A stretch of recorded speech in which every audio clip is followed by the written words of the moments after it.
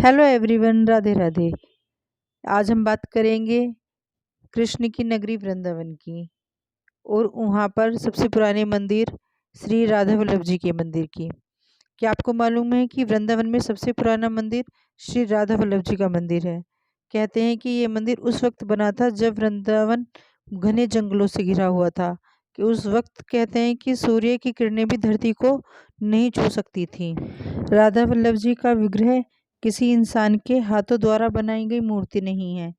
यह तो स्वयं शिवजी महाराज के हृदय से निकला हुआ वात्सल्य प्रेम है। कहते हैं कि ब्राह्मण आत्मदेव जी शिवजी के बहुत बड़े भक्त थे और उनकी कठोर तपस्या करते थे।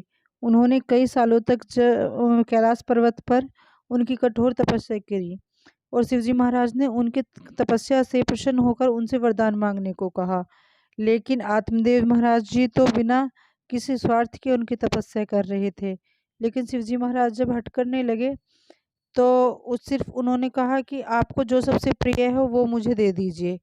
तब शिवजी महाराज ने उनको अपने हृदय से श्री राधा वल्लभ जी के विग्रह प्रकट कर दिया, जिसे लेकर वो अपने गृह निवास आ गए।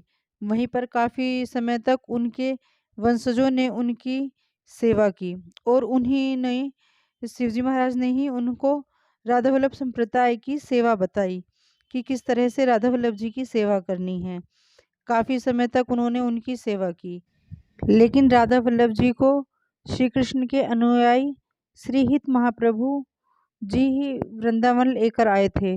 उनको स्वप्न में श्रीमती राधा रानी ने दर्शन दिए थे और कहा था कि वह राधा वल्लभ जी के विग्रह को लाकर वृंदावन में स्थापित करें। उसके बाद श्री हरिवंश महाप्रभु जी ने आत्मदेव जी से श्री राधा वल्लभ जी का विग्रह लेकर वृंदावन में मदर टेर की ऊंची चोटी पर उनका मंदिर बनाकर लताओं से वहां पर उनको विराजमान किया। श्री हरिवंश महाप्रभु जी के वंशज वजन महाप्रभु जी ने ही उनका मंदिर बनाया था, जो कि वृंदावन का सबसे पहला और सबसे पुराना मंदिर है।